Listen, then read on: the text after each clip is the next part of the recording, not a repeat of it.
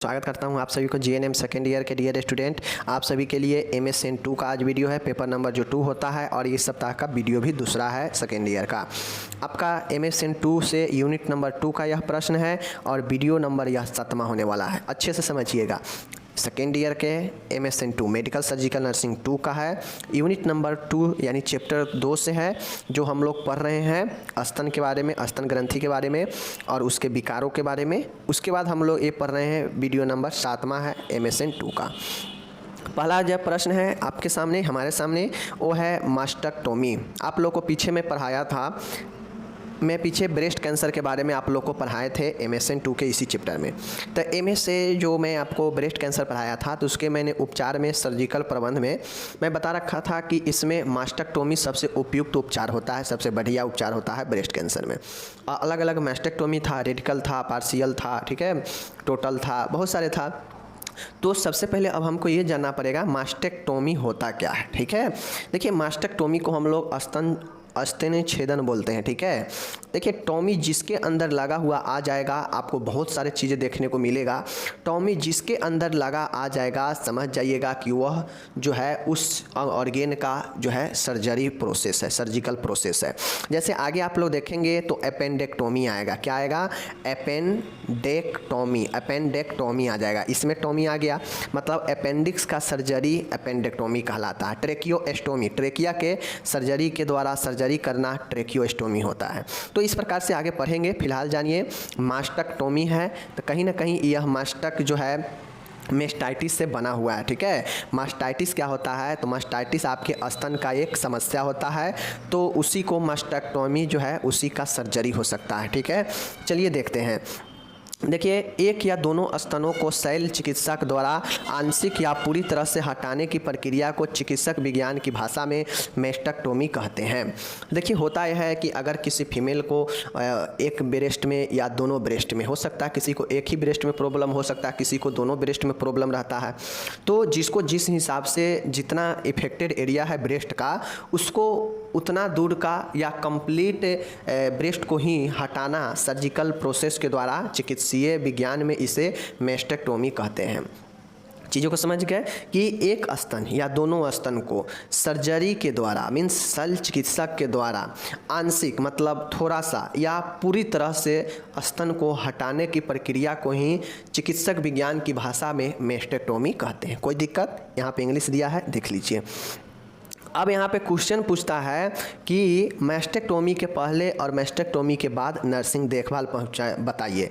आपसे 10 नंबर में क्वेश्चन पूछ सकता है, बहुत महत्वपूर्ण प्रश्न है कि मास्टेक्टोमी वाले मरीज का मास्टेक्टोमी होने से पहले और मास्टेक्टोमी के बाद होने के बाद नर्सिंग केयर बताइए। देखिए, नर्सिंग केयर सर्जिकल पेशेंट का 3 रोल होता है नर्सिंग का। एक होता है जो सर्जरी होने से पहले होता है। ठीक है, उस समय सर्जरी होने से पहले के लिए देखभाल होता है, इसमें सर्जरी के लिए तैयार किया जाता है पेशेंट को।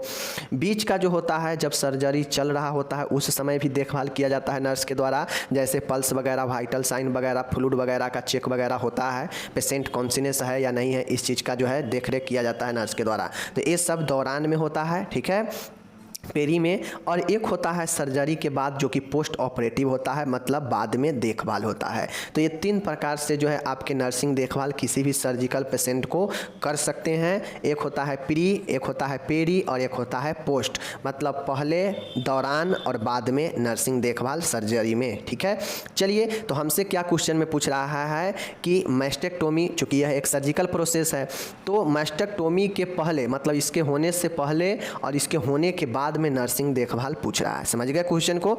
चलिए, तो हम लोग उसी प्रकार से हेडिंग भी देंगे उत्तर में कि शल्य क्रिया पूर्व देखभाल, प्री ऑपरेटिव केयर, मतलब शल्य क्रिया सर्जरी से पहले के देखभाल। ठीक है, अब इसमें क्या क्या चीज़ का नर्सिंग देखभाल नर्स करेगी, इस चीज़ को हमको लिखना है। ठीक है, देखिए मैं आपको बताता हूँ, चाहे आप एक टैलेंटेड स्टूडेंट है तो आप पॉइंट दीजिए, पॉइंट दे देकर इसके अंदर में चीज़ों को लिखिए। ठीक है, अगर आप एक नॉर्मल स्टूडेंट है तो फिर मैं अभी जैसे बता रहा हूँ वैसे ही लिखिएगा। समझ गए चीज़ को? चलिए, अब देखिए सर्जरी से पहले का देखभाल में क्या क्या करेंगे।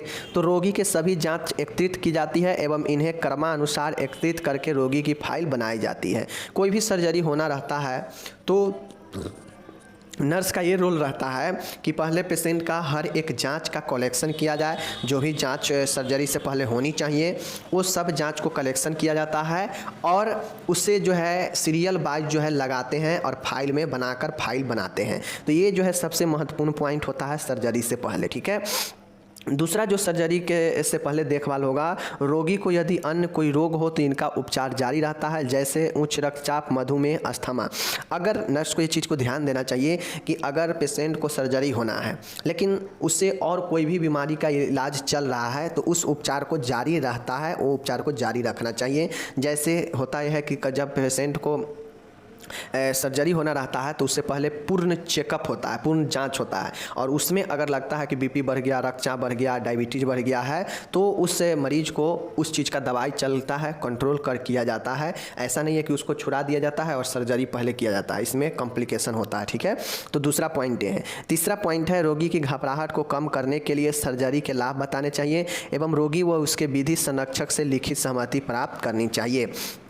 तो लिखित सहमति वाला जो चीज़ें हैं इसको नेक्स्ट पॉइंट में आप लोग लिखिएगा। सबसे पहले लिखेंगे कि आप लोग देखते होइएगा कि कोई भी पेशेंट को जैसे ही सर्जरी के लिए बताते हैं घबरा जाता है, ठीक है। भले बाद में धीरे धीरे नॉर्मल होता है उसको सब चीज़ समझाने बुझाने के बाद, लेकिन सर्जरी के ख्याल आते ही किसी के भी मन में थोड़ा सा भय, चिंता आ जाता है। तो इसको जो है लाभ बताकर दूर करनी चाहिए। नेक्स्ट पॉइंट में लिख दीजिएगा कि सबसे महत्वपूर्ण पॉइंट ये वाला है कि जो है उसके विधि संरक्षण से लिखित सहमति प्राप्त करनी चाहिए। जो मरीज और उसके जो भी अटेंडर है, रिलेशन है, उससे जो है लिखित परमिशन लेना चाहिए कि अगर बाद में कोई इन्हीं के साथ दिक्कत होगा तो उसका जवाबदेही हॉस्पिटल प्रशासन या चिकित्सक या कोई भी हेल्थ टीम नहीं होगा। ऐसे लेते हैं, सब सर्जरी प्रोसेस में महत्वपूर्ण भूमिका निभाता है।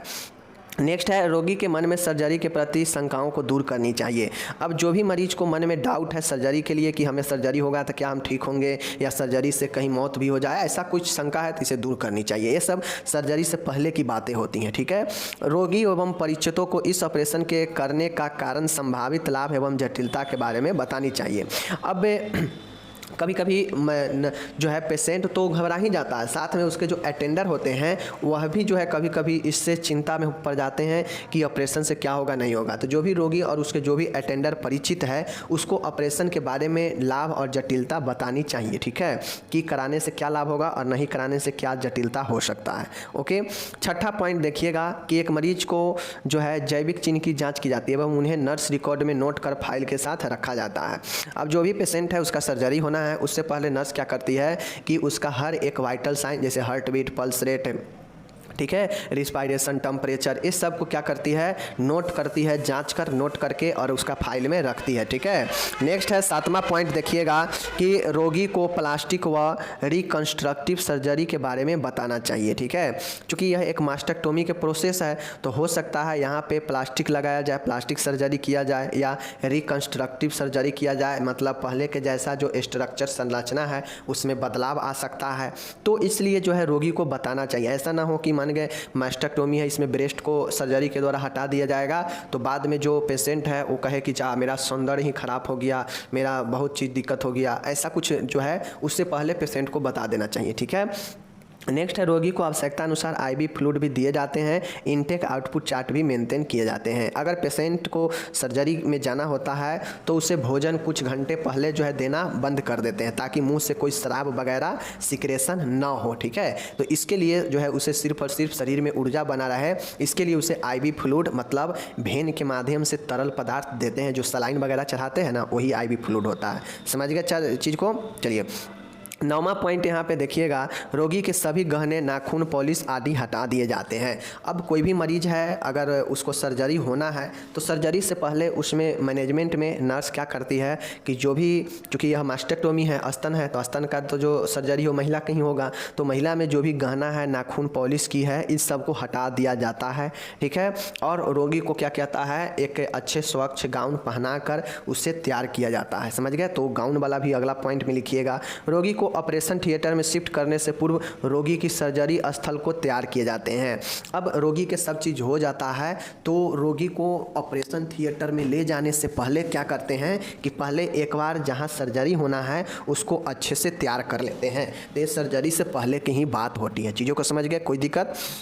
तो मैं यहाँ पे आपको 10 चीज़ें बताया जो कि सर्जरी होने से पहले का मैनेजमेंट है एक स्तन सर्जरी वाले पेशेंट के लिए, चाहे कोई भी सर्जरी वाले पेशेंट के लिए। लेकिन मैं तो यहाँ आपको 10 ही पॉइंट बताया, लेकिन मैंने आपको कुछ कुछ पॉइंट बताया जो आपको अलग से इसमें और ऐड हो सकता है। जैसे मैं यहाँ पे परमिशन वाला दिया था, एक ही में दे दिया था, तो परमिशन वाला को अलग पॉइंट बना के लिखिएगा। यहाँ पर गाउन के बारे में नहीं लिखा गया है, तो कोई भी सर्जरी होता है तो गाउन जरूर पहनाया जाता है पेशेंट का, जो कि हॉस्पिटल वाला होता है, तो उसको यहाँ पर पहनाया जाएगा। ठीक है, सर्जरी से पहले पूर्ण एसेप्टिक तकनीक का ध्यान रखेंगे। ठीक है, वो भी चीज़ है। सर्जरी से पहले मल मूत्र का त्याग करवा दिया जाता है पेशेंट का, तो वो भी चीज़ों यहाँ पे लिखेंगे। ठीक है, तो आरामदायक स्थिति प्रदान करते हैं, तो ये भी यहाँ पे लिखेंगे। तो ये सब आपके अंदर होनी चाहिए कि एक नर्स के रूप में सर्जरी से पहले पेशेंट को कैसे तैयार कर सकते हैं, कैसे सर्जरी के लिए कंफर्ट बना सकते हैं पेशेंट को, और क्या क्या चीज़ें कर सकते हैं। चीज़ों को समझ गए? चलिए अब आगे हम लोग, हाँ ये बात ज़रूर ध्यान में रखिएगा कि किस चीज़ के ऑपरेशन का हम देखभाल कर रहे हैं, क्योंकि कहीं कहीं आपको उस चीज़ के बारे में भी लिखना पड़ेगा। बाकी तो और सभी चीज़ें नॉर्मल ही होगा, सभी देखभाल में लिख सकते हैं, लेकिन कहीं कहीं पे आपको उस चीज़ के बारे में भी लिखना पड़ेगा प्रॉपर कि इस चीज़ में होगा। ठीक है, चलिए अब यहाँ पे हम लोग प्री देख लिए, तो हम लोग पेरी से क्वेश्चन नहीं पूछा गया, मतलब दौरान होने वाला देखभाल नहीं पूछेगा, नहीं पूछा है तो हम लोग नहीं बताएंगे। अगर पूछता तो लिखते कि सर्जरी रूम में शिफ्ट करेंगे। ठीक है, सभी सामान को सर्जरी रूम में जो है ये सब जो है, देखिए एक चीज़ और मैं बता देता हूँ।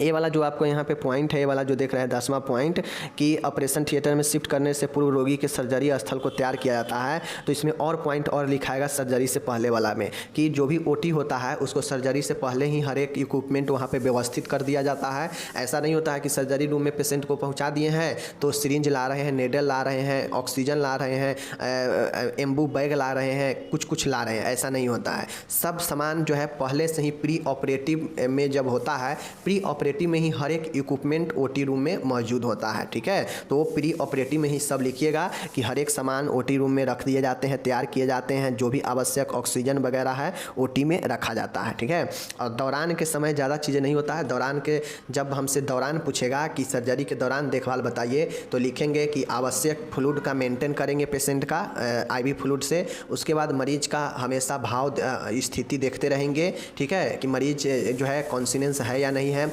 उसके बाद ये देखते रहेंगे कि मरीज का वाइटल साइन हमेशा मॉनिटर पर रेगुलेशन होना रहेगा। अगर कोई भी असमानता होगा तो तुरंत जो है देखभाल करनी चाहिए।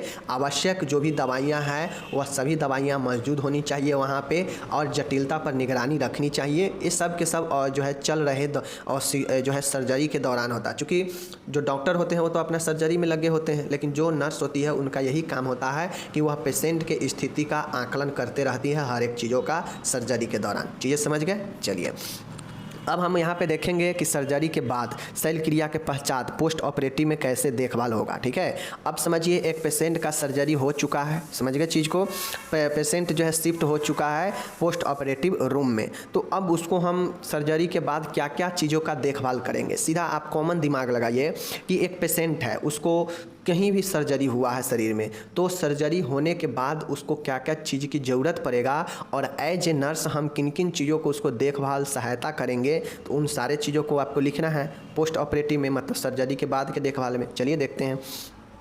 देखिए सर्जरी के बाद के देखभाल में भी निम्न तरीके से देखभाल हो सकते हैं। रोगी को रिसीव किया जाता है एवं पोस्ट ऑपरेटिव ऑर्डर चेक किया जाता है। सबसे पहले जब सर्जरी हो जाता है तो पोस्ट ऑपरेटिव में हम लोग ये करते हैं कि पेशेंट को रिसीव किया जाता है। जो भी ओटी के टीम होता है, ओटी टीम लेकर उसको भेज देता है सर्जरी के बाद। तो जो भी नर्स पोस्ट ऑपरेटिव में जहाँ पे पेशेंट को शिफ्ट करना है कुछ दिनों के लिए सर्जरी के बाद, वहाँ पे नर्स होती है, वो रिसीव करती है पेशेंट को और उसे पोस्ट ऑपरेटिव में जो है रूम में शिफ्ट कर देती है। ठीक है, जहाँ पे नॉर्मल सर्जरी के बाद पेशेंट रहते हैं। दूसरा पॉइंट होगा कि आईवी फ्लूइड को इन्फ्यूजन जारी रखा जाता है एवं इनटेक आउटपुट चार्ट मेंटेन की जाती है। इनटेक आउटपुट चार्ट का मतलब होता है कि पेशेंट आईवी फ्लूइड कितना ले रहा है और कितना वह मूत्र मल का त्याग कर रहा है, इसको जो है चार्ट बनाना पड़ता है। चीज़ों को समझ गए? चलिए अब नेक्स्ट देखेंगे, रोगी के जैविक चिन्हों का नियमित मॉनिटरिंग करते रहेंगे। चूँकि सर्जरी के बाद भी पेशेंट को तबीयत बिगड़ने का चांसेज रहता है, इसलिए वाइटल साइन का चेक हमेशा जरूरी है, चाहे वो प्री हो, पोस्ट हो और पेरी हो। समझ गए? चिकित्सक के आदेशानुसार पोस्ट ऑपरेटिव मेडिसिन प्रोवाइड की जाती है, जैसे एंटीबायोटिक संक्रमण के लिए, एनाल्जेसिक दर्द के लिए, एंटीपायरेटिक उल्टी को रोकने के लिए। तो ये सब क्या करता है आपका सॉरी एंटीपायरेटिक यहाँ पे नहीं, गलत हो गया। एंटीपायरेटिक बुखार के लिए होता है, ठीक है। एनाल्जेसिक जो है दर्द के लिए, और एंटीबायोटिक जो है आपके एंटीबायोटिक के लिए होता है। तो ये सब आवश्यक दवाई होता है जो कि पोस्ट ऑपरेटिव में दिया जा सकता है डॉक्टर के अनुसार। ओके, उसके बाद है पाँचवा है रोगी को सर्जिकल साइट, मतलब जहाँ पे सर्जरी हुआ है वहाँ पे कोई ब्लीडिंग है, कोई हेमेटोमा है, मतलब ब्लड का थक्का है, इसको आकलन करते रहना चाहिए और आवश्यकता अनुसार चिकित्सक को सूचित करते रहना चाहिए। अगर सर्जरी वाले जगह से बहुत ज़्यादा ब्लीडिंग हो रहा है, हेमेटोमा है, तो डॉक्टर को सूचित करनी चाहिए। ओके, रोगी को तीव्र दर्द होने पर अप्वाइड एनाल्जेसिक दी जाती है। नॉर्मल दर्द है तो एनाल्जेसिक देते हैं, अगर बहुत ज़्यादा तीव्र दर्द है, तेज दर्द है, तो अप्वाइड एनाल्जेसिक देते हैं, ठीक है। नेक्स्ट देखिएगा, रोगी को साथ विश्वासपूर्ण नर्स पेशेंट रिलेशनशिप व्यक्ति जो है विकसित करनी चाहिए। अब जो है नर्स को चाहिए कि पेशेंट को देख रेख में एक अच्छे विश्वासपूर्ण NPR नर्स पेशेंट रिलेशनशिप का विकसित करनी चाहिए। 8वां नंबर देखिएगा, रोगी को अस्पताल से छुट्टी करते समय स्वास्थ्य सलाह दी जानी चाहिए, जैसे धूम्रपान बंद करना, मद्यपान छोड़ना, व्यायाम करना, सकारात्मक जीवन शैली, नियमित जीवन, फॉलो अप, सही समय पर दवाई लेना इत्यादि। जब पेशेंट डिस्चार्ज हो हॉस्पिटल से जब छुट्टी हो तो एक नर्स को ये सब चीज़ें बतानी चाहिए। ओके, 9वां है रोगी को सही समय पर ड्रेसिंग करना। जब तक पेशेंट जो है रहे अस्पताल में तब तक नर्स का ये काम बनता है कि नियमित समय पर ड्रेसिंग करनी चाहिए। चूँकि सर्जरी हो गया है तो घाव वहाँ पे बना होगा तो उसको साफ़ सुथरा करके रखनी चाहिए। रोगी को दर्द से आराम के लिए भुजा को हल्का ऊपर उठाना चाहिए। अब देखिए सभी सर्जरी में चीज़ें नहीं लिख सकते हैं, क्यों नहीं? क्योंकि यहाँ पे मस्टेक्टोमी का सर्जरी है, स्तन का है, तो स्तन भुजा के पास में होता है ऊपर, तो ऊपर हाथ उठाने से हल्का दर्द कम हो सकता है, ठीक है। 11 नंबर में देखिएगा कि रोगी को सभी कुंठाओं व सवालों का धैर्यपूर्वक उचित जवाब देनी चाहिए। अब रोगी जो भी सवाल करे, जो भी उनके अंदर कुंठा हो, फ्रस्ट्रेशन हो, उसको दूर करनी चाहिए धैर्यपूर्वक, ठीक है। अब मैंने यहाँ पे 11 पॉइंट बताया पोस्ट ऑपरेटिव में। अब इसको चाहें तो आप और सारा चीज़ें लिख सकते हैं कि पोस्ट ऑपरेटिव में मरीज का हर एक चीज़ों का ख्याल रखेंगे, आरामदायक स्थिति प्रदान करेंगे। चूँकि पेशेंट एक ही स्थिति में हमेशा लॉन्ग समय से हो सकता है, इसलिए बेड शोर होगा तो हर समय समय पर स्थिति बदलते रहेंगे, ठीक है। पेशेंट को जो है आवश्यक सभी मनोवैज्ञानिक जो है दबाव से बचाएंगे। तो और सारे चीज़ आप इसमें एज ए नर्स लिख सकते हैं। तो ये सब मैंने आपको बता दिया और टिप्स भी दे देते हैं कि और क्या क्या लिख सकते हैं। ओके, तो यहाँ पे क्वेश्चन समाप्त हो गया। आपको यहाँ पे इंग्लिश दिया गया है, इंग्लिश वाले इंग्लिश में देखिएगा, हिंदी वाले हिंदी में देखिएगा, और आप लोग को मैं यहाँ पे बहुत अच्छे से हिंदी इंग्लिश सब दे रहा हूँ, तो टेंशन लेने की ज़रूरत नहीं है। बस आपको पढ़ते चलना है और पढ़ते इस प्रकार से चलिए कि एग्ज़ाम में बेहतर कीजिए, नॉलेज भी हो, समझ गए चीज़ को। चलिए, ये सब पोस्ट ऑपरेटिव वाला है, यहाँ पे देख सकते हैं हिंदी इंग्लिश सब दिया गया है। तो आप लोग को टेंशन लेने की ज़रूरत नहीं है, मेरे रहते हुए हम बहुत ज़बरदस्त आप लोग को तैयारी करा देंगे। जैसे एग्जाम में जाते ही आप क्वेश्चन को देखकर जवाब दे देंगे। ओके, अब यहाँ पे आपसे एक क्वेश्चन शॉर्ट में पूछ सकता है कि स्तन विकार के सूची बनाइए, मतलब कौन कौन से ऐसा प्रॉब्लम है जो ब्रेस्ट में हो सकता है, ठीक है। ब्रेस्ट से रिलेटेड कौन कौन सा ऐसा समस्या है जो एक महिला में हो सकता है, उसका सूची बनाना है। यानी विकार मतलब क्या होता है? समस्या की सूची, किसके रिलेटेड? ब्रेस्ट से रिलेटेड। देख लीजिए, ये सारे प्रॉब्लम जो है ब्रेस्ट में ही होने वाला है, जो एक ब्रेस्ट का समस्या है, विकार है, ठीक है। सबसे पहला आप ब्रेस्ट कैंसर पढ़ चुके हैं, ठीक है। उसके बाद है गैलेक्टोरोहिया, ठीक है। क्या चीज़ है? गैलेक्टोरोहिया, ठीक है, गैलेक्टोरोहिया, ये चीज़ें याद रखिए, स्तन का ही समस्या है। गाइनेकोमेस्टिया भी एक स्तन का ही समस्या है। स्तन पीड़ा मैस्टलेजिया, ये भी एक आपका मैस्टलेजिया भी एक प्रकार का स्तन का समस्या है। और गैलेक्टोसिल, ये भी स्तन का ही समस्या है। और मास्टाइटिस भी एक स्तन का ही समस्या है। सब में अलग अलग है, लेकिन सब में एक चीज़ कॉमन है कि स्तन में सब में सूजन और ट्यूमर हो सकता है, ठीक है। तो ये सब के सब आपके अगर पूछ देगा कि ब्रेस्ट से रिलेटेड डिसऑर्डर का सूची बनाएं समस्या का, तो ये सब ब्रेस्ट कैंसर, गैलेक्टोरोहिया, गाइनेकोमेस्टिया, मास्टेलेजिया स्तन पीड़ा, गैलेक्टोसिल और मास्टाइटिस स्तन शोथ, ये आपका सब के सब जो है स्तन से रिलेटेड समस्या है, ठीक है। चलिए, 2 बार इसको मन में पढ़िएगा, याद हो जाएगा कि कौन कौन सा ऐसा है जो स्तन से संबंधित है। अब एक महत्वपूर्ण 5 नंबर का क्वेश्चन आपको बहुत महत्वपूर्ण है, मोस्ट VVI ये क्वेश्चन है।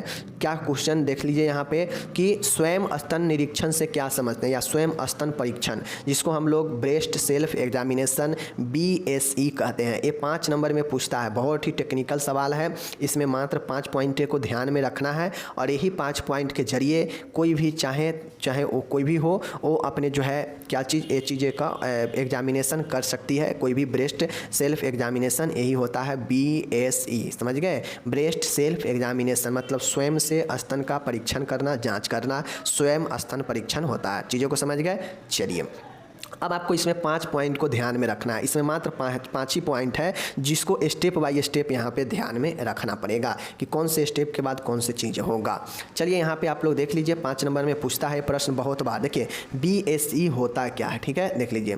देखिए फीमेल द्वारा, महिला द्वारा स्तन की असमानताओं का पता लगाने के लिए अपने ब्रेस्ट का परीक्षण करना ही ब्रेस्ट सेल्फ एग्जामिनेशन कहलाता है। नॉर्मली ये कब होता है, तो जब अगर किन्हीं को लगे, किन्हीं फीमेल को लगे कि मेरे ब्रेस्ट में जो है एबनॉर्मेलिटी है, असमानता है, तो वह अपने असमानताओं को पता जो है अपने द्वारा ही स्तन परीक्षण करके कर सकती है, ठीक है। स्तन कैंसर, ब्रेस्ट कैंसर की शुरुआती अवस्था का पता लगाने के लिए यह परीक्षण महत्वपूर्ण है। इसे प्रत्येक महीने में एक बार जरूर करनी चाहिए। अगर किसी को लगे कि हमारे ब्रेस्ट में एबनॉर्मल है, स्तन में असमानता है, चाहे वह असमानता लालीपन हो, ठीक है, या उसमें सूजन हो, या उसमें भारीपन हो, या उससे कुछ सिक्रेशन आता हो, शराब आता हो ऑटोमेटिक, तो इस कंडीशन में जो है उसे जाँच करनी चाहिए। अगर कैंसर का प्रथम स्टेज होता है, फर्स्ट स्टेज होता है, तो यहाँ पर यह जो परीक्षण होता है काफ़ी महत्वपूर्ण होता है, जिसमें महिला खुद से करके पता कर सकती है चीज़ों के बारे में, ठीक है। यही आपका ब्रेस्ट सेल्फ एग्जामिनेशन होता है, मैंने बता दिया। चलिए इसका इंग्लिश आपको नीचे देखने को मिलेगा। ब्रेस्ट सेल्फ एग्जामिनेशन में निम्न 5 चरणों को पूरा किया जाता है। मैंने आपको पहले ही बताया इसमें 5 चरण होते हैं, इसको ध्यान में रखना चाहिए। पहला है, जैसे सामने एक लंबा सा शीशा है, ठीक है, ये शीशा है, लगा हुआ है शीशा। अब इस शीशा जो है, शीशा के सामने क्या करेंगे, खड़े हो जाएंगे। अब इसमें होता यह है कि जैसे शीशा लगा हुआ है सामने, शीशा के सामने खड़े हो जाएंगे, ठीक है। खड़े कैसे होंगे, तो आप लोग को पता होनी चाहिए कि बिल्कुल न्यूड मतलब नंगे होकर खड़े होंगे, तभी तो दिखेगा शीशा में ना। तो शीशे के सामने खड़े होकर अपने दोनों हाथों को हिप्स, जो कुल्हा हिप्स होता है, उस पर रखेंगे। जैसे शीशा है, शीशा के सामने खड़े होंगे और खड़े होने के बाद दोनों हाथों को अपने पीछे की ओर जो कुल्हा हिप्स है उस पर रखेंगे, ठीक है। चलिए अब जब दोनों हाथ पीछे कुल्हे पर हो जाएंगे तो स्तन सामने दिखेगा डायरेक्टली, ठीक है। चलिए ना उसके आस होगा, ना पास, ना अगल बगल कोई नहीं रहेगा, हाथ उठ नहीं रहेगा। अब देखें कि स्तन का आकार, ब्रेस्ट का साइज व रंग उचित प्रकार का है, वह किसी प्रकार की सूजन तो नहीं है। यदि इसमें कोई भी जटिलता हो तो तुरंत चिकित्सक को दिखाएं। पहला पॉइंट ये कहता है कि पहले तो एक शीशा लीजिए, शीशा के सामने खुद को फ्रंट में जो है खड़े होने के बाद अपने दोनों हाथ अगल बगल में ना रहे ब्रेस्ट के, इसके लिए दोनों हाथ को पीछे जो हमारा हिप्स है उस हिप्स पर अपने रख ले, दोनों हाथ के अपने अपने साइड में पीछे की तरफ, ठीक है। हिप्स पीछे ही होता है। उस पर रखने के बाद अब चूँकि ब्रेस्ट जो है एकदम फ्री हो जाएगा, दोनों साइड से हैंड भी नहीं रहेगा, तो ब्रेस्ट बिल्कुल क्लियर दिखेगा, किसमें, शीशा में। अब ये चीज़ जो है नोटिस करें कि जो शीशा में दिख रहा जो ब्रेस्ट है, क्या उसमें कोई उचित प्रकार का जो है साइज में या उसके कलर में कोई एबनॉर्मेलिटी या कोई सूजन वगैरह तो नहीं है। अगर ऐसा कुछ एबनॉर्मेलिटी दिख रहा है कि कलर चेंज है या फिर साइज जो है थोड़ा नॉर्मल है या दोनों में साइज में फ़र्क है, तो इससे जो है डॉक्टर को तुरंत दिखाना चाहिए इस जटिलता को। तो पहला से भी पता चल जाता है, ठीक है। दूसरा पॉइंट है कि जब दोनों हाथों को आपस में पकड़कर सिर के ऊपर ले जाएं, वह इसी प्रकार निरीक्षण करें। अब यहाँ पे कह रहा है कि जो आप फर्स्ट पॉइंट देखे हैं ना कि दोनों हाथ को पीछे की तरफ हिप्स पर रखकर देखने के लिए, उसी प्रकार से अब दोनों हाथ को जो है सिर के ऊपर ले जाना है, ठीक है ना। अब पहले हाथ पीछे था हिप्स पर, लेकिन अब कहता है कि हाथ को ऊपर ले जाइए, दोनों सिर के ऊपर जो है हाथ को ले जाइए। और अब देखिए उसी प्रकार से जैसे देखे हैं कि शीशा में देखिए अपने ब्रेस्ट को गौर से और देखिए कि कोई एबनॉर्मेलिटी तो नहीं है। एबनॉर्मेलिटी का मतलब सूजन, स्वेलिंग वगैरह और कोई उसमें से सिक्रेशन वगैरह देखे। अगर कुछ नॉर्मल दिख रहा है एबनॉर्मल, तो डॉक्टर से तुरंत सूचित करें। यानी दूसरा पॉइंट क्या है कि दूसरा पॉइंट में सिर के ऊपर हाथ ले जाएंगे। पहला पॉइंट में क्या है कि हिप्स पर दोनों हाथ रखेंगे, और यहाँ पे है कि सिर पर हाथ ले जाएंगे, सिर के ऊपर हाथ ले जाएंगे दोनों हाथ को, ठीक है ना। चलिए अब यहाँ पे तीसरा जो पॉइंट देखिएगा वो है कि शीशे में स्तनों को देखते समय यह भी ध्यान रखें कि एक या दोनों जो निपल है में से किसी भी प्रकार का कोई स्राव तो नहीं हो रहा है। यदि स्राव आ रहा है तो तुरंत चिकित्सक को दिखाएं। देखिए चाहे आप फर्स्ट पॉइंट देखें हैं चाहे सेकेंड पॉइंट देखे हैं तो वहाँ पर आपको ये नहीं बताया गया है कि उसमें से निपल पर ध्यान रखें, वहाँ पर यह बताया गया है कि स्वेलिंग को और साइज के बारे में देखें।